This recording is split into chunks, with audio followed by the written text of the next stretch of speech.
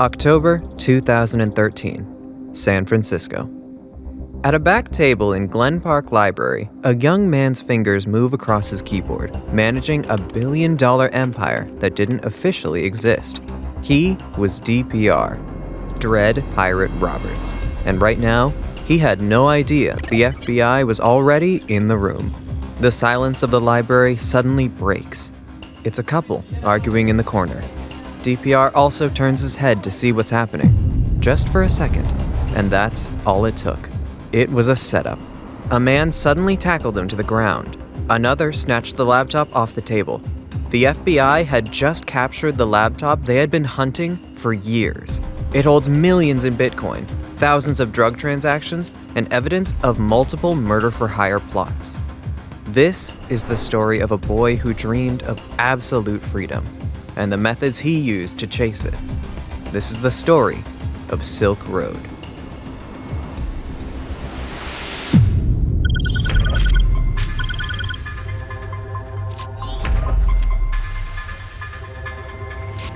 On March 27, 1984, Ross William Ulbricht was born in Austin, Texas. The 1980s were a time of growth, and Texas was booming again. The oil crisis of the 70s had passed, and cities like Austin were reinventing themselves through new industries. So Ross grew up in a world shaped by American values. From a young age, he joined the Boy Scouts, and he was so good that he not only collected badges, but also became an Eagle Scout. By every account, he was an obedient kid, determined to do everything right. But that was just the beginning. By the time Ross finished grad school, he became interested in libertarian ideas. He was influenced by philosophers like Ludwig von Mises and Ron Paul. Ross started advocating for free trade and an open marketplace. He even argued that selling drugs should be legal. He often said that adults should decide what goes into their bodies, not the government. The Eagle Scout who did everything by the book was now becoming a rebel, and soon his conviction led him to a business idea. An online marketplace where people could buy and sell anything without state interference. For Ross, it was not just a startup idea. It was a way of gaining freedom. But there was a problem. The government can track IP addresses, your payments can be linked, and your identity can be pulled apart in hours. Doing this was suicide, so Ross dropped his idea, until he found Tor. Tor was originally built by the US Navy to protect their communications. It hides your identity, making it nearly impossible to trace your real IP or location. Around the same time, Bitcoin showed up, a digital money that didn't need banks or real names. And that's when Ross got an idea which would change his life. If you combine Tor's anonymity with Bitcoin's untraceable payments, you could run any kind of business online, completely hidden. He started working on his open market idea and named it Silk Road, the ancient trade network that moved goods, ideas, and culture across continents for centuries. As Ross completed the Silk Road, he realized he needed some product to sell in his new marketplace. So he rented a quiet space and grew magic mushrooms using a book that was essentially a dummy's guide to building your own mushroom farm. Those mushrooms became the first listing on Silk Road. By early 2011, the site was live. From drug categories to payment systems, everything was working. The issue now was distribution. Dark websites don't show up in Google, and Ross couldn't exactly run Facebook ads. So he went where potential buyers already were. On forums like the Shroomery, he posted as a curious user, mentioning Silk Road. The tactic worked. People started listing new drugs, and buyers started purchasing them. With each transaction, Silk Road charged 6.23% commission. And finally, Ross started making money from his startup. To maintain quality and reduce scams, Ross copied what worked in the legit world: a public rating and review system. Buyers rated vendors, vendors built reputations. In theory, the market would reject low-quality goods and reward reliable suppliers. As inventory expanded, harder substances started appearing on the list: heroin, cocaine, LSD. But Ross was confident that his review system would make sure that people will only get genuine drugs. But he forgot that people can't report tampered drugs if they're already dead.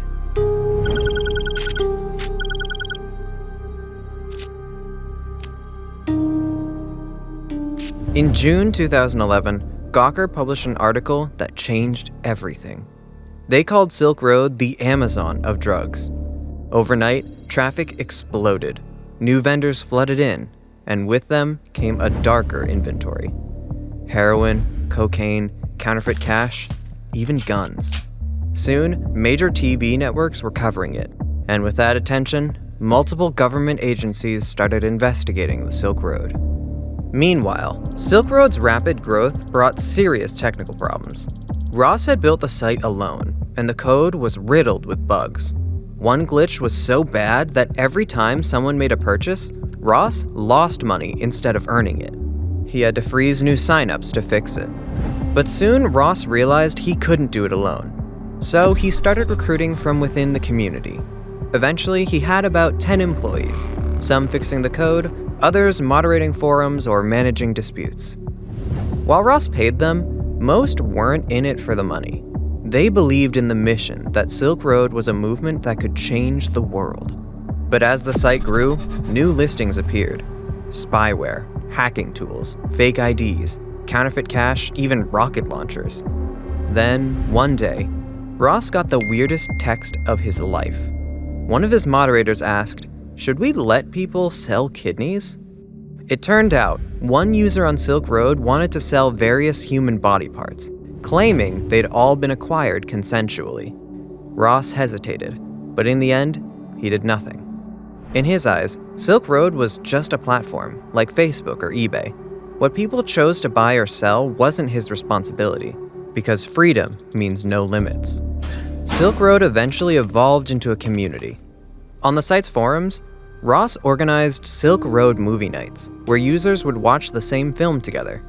His first choice was V for Vendetta, and its anti-government theme was a hit among the Silk Road crowd. Silk Road was no longer just a website. It was a revolution built on freedom, anonymity, and a growing sense that nothing could stop it.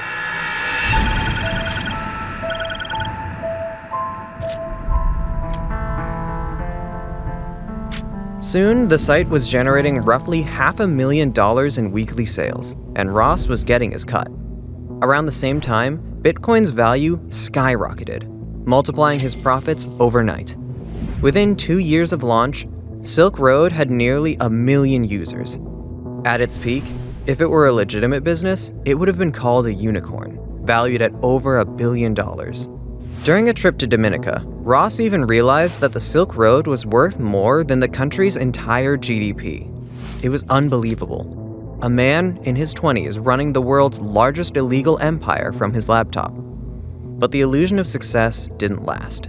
One evening, Ross saw a news report that shook him. The synthetic LSD that killed the president was bought online, so potent it made him think he could fly. He fell from a balcony and suffered horrific head injury. For the first time, Ross understood. Behind every anonymous username, every Bitcoin transaction, and every order on Silk Road, there was a real person, and sometimes a real death. And with that realization came fear. Ross knew that if he were ever unmasked, under the US kingpin laws, he could be charged like a cartel leader. That meant either life imprisonment or the death penalty. The government would make an example of him. That's when his advisor, Variety Jones, reminded him of The Princess Bride. In the movie, they created the title of Dread Pirate Robert and passed it from one person to another, making it impossible to pin down who the real pirate is. Jones proposed the same idea for the Silk Road. Ross loved the idea. He changed his username from admin to DPR. That way, if he was ever caught, he could claim he had passed the title to someone else. He wasn't the kingpin. He was just one of many. FBI, DEA, and multiple agencies across the world were hunting for Dread Pirate Roberts. But the biggest breakthrough came from someone else. Gary Alford wasn't a hacker. He wasn't a dark web expert. He was a tax inspector, the kind of guy who stared at spreadsheets all day looking for patterns. But that's exactly what made him dangerous. Because while the FBI searched for technical vulnerabilities, Gary asked a simpler question. Who was the first person to ever mention Silk Road online? Using Google's advanced search and filtering for early 2011, he found a few results. One from a user named Altoid on a forum called the Shroomery. It wasn't a creator's post, but it was the first mention of Silk Road online. Searching further, Gary found another post by Altoid on Bitcoin Talk. Has anyone seen the Silk Road yet? It's kind of like an anonymous Amazon.com. The same username, promoting the same site across multiple forums, right when Silk Road launched. Digging deeper into Altoid's post history, Gary found another message a few months later. IT pro needed for a Bitcoin startup. If interested, please send your answers to rossulbricht@gmail.com. When Gary told his colleagues, they dismissed it, saying it didn't prove anything. But he had a name, so he continued his investigation. First, Ross's YouTube channel was filled with libertarian videos and one saved video titled How to Get Away with Stealing. Then, on LinkedIn, Ross had written, "The most widespread and systematic use of force is among governments. To change the government, we must change the minds of the governed. I'm creating an economic simulation to show what it would be like to live in a world without coercion." Finally, on Stack Overflow, Gary found a coding question about Tor, posted under the name Ross Ulbricht. But within a minute, the username was changed to Frosty. Clearly, Ross realized his mistake and tried to cover it up. Still, none of this was hard proof, but everything was about to change. Around the same time, the FBI had traced Silk Road's IP address to a data center in Iceland and infiltrated the server. There, they found crucial logs showing when the site's admin logged in or out. The most recent login came from an internet cafe in San Francisco. The FBI didn't yet know who Dread Pirate Roberts was, until they got a call from Gary. On a conference call with agents from the FBI and DEA, Gary presented his findings, including how Ross changed his username to Frosty. One agent replied, "When we got the server from Iceland, both the server and DPR's computer were named Frosty." The dots suddenly connected. Gary then shared Ross's address. The FBI was stunned. Ross Ulbricht was living in San Francisco, just a few blocks from the same internet cafe where the Silk Road admin had logged in. It all lined up. At last, the agencies agreed. Ross Ulbricht was Dread Pirate Roberts. Now, they just had to catch him. But it was not that simple. They needed to catch him with his laptop open. That laptop contained all kinds of valuable data that would not only help in prosecuting Ross, but also in tracking other people who'd worked on Silk Road. So, they made a plan. When Ross woke up on October 1st, 2013, it seemed like just any other day. He went to the San Francisco Public Library. He found a secluded spot where nobody could see his screen and logged into the Silk Road admin area. He was completely unaware that the library was filled with undercover FBI agents who were watching him. But one wrong move from the authorities, and Ross would close the laptop, encrypting all the data. They couldn't let him know they were onto him, or it would all be over. So, two undercover agents created a distraction right behind Ross, posting as a couple arguing. When Ross turned around to see what was going on, another agent grabbed the laptop and arrested him.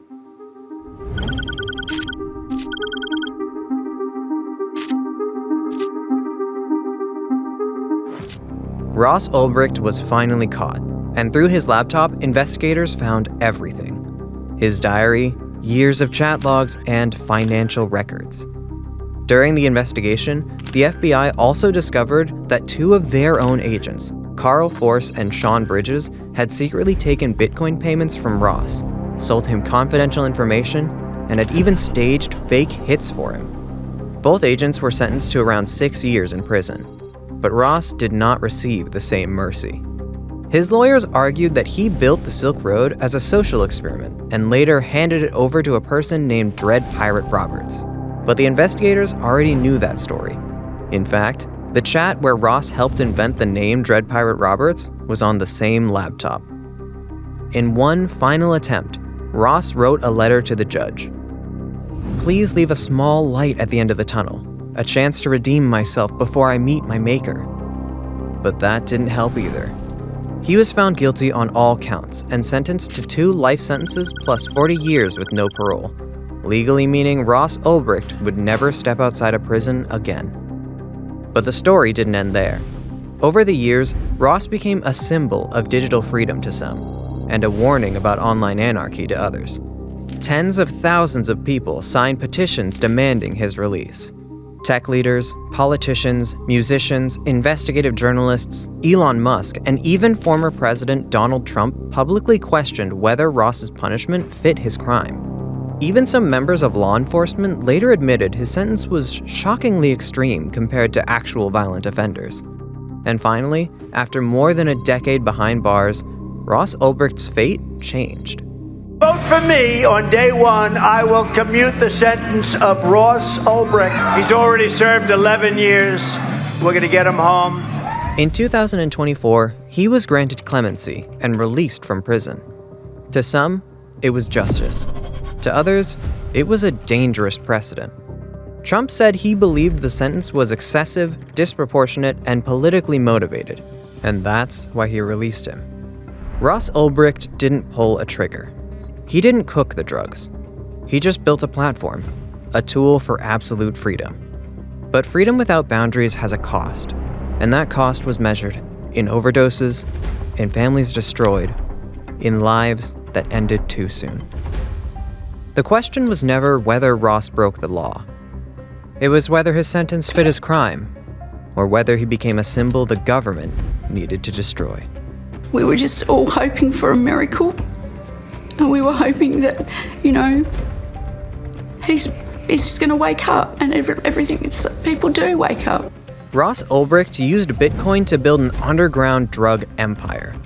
But what happens when someone sells the Bitcoin dream to ordinary citizens? Watch our recent video on Chen Jimin, the mastermind who became China's biggest crypto scammer.